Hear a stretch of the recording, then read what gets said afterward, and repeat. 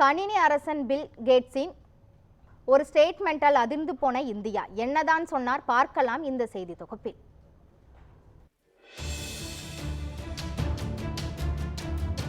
மைக்ரோசாப்டின் நிறுவனரும் உலக பணக்காரர் வரிசையில் அசைக்க முடியாத இடத்தை பிடித்து பிசினஸ் மேக்னட்டாக வலம் வருபவர்தான் பில்கேட்ஸ்.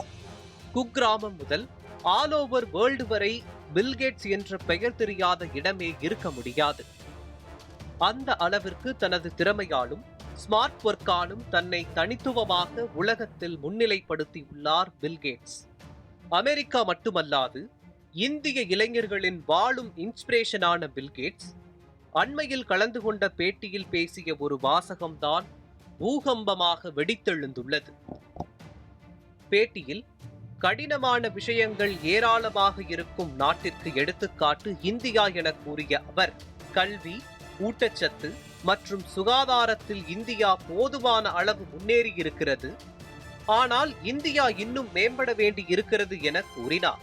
தொடர்ந்து பேசிய அவர், இந்தியா ஒரு ஆய்வகம் என கூறி சர்ச்சை திரியை கொளுத்தி போட்டுள்ளார்.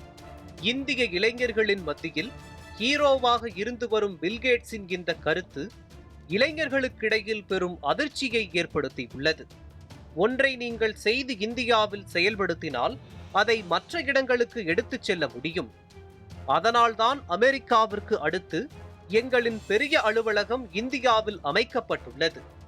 மேலும் நாங்கள் செய்யும் பெரும்பாலான பைலட் ரோல் அவுட்டை இந்தியாவில் தான் செயல்முறைப்படுத்துகிறோம் என கூறி இந்தியர்களின் மத்தியில் தனக்கிருந்த மதிப்பை இழந்துள்ளார் பில்கேட்ஸ்.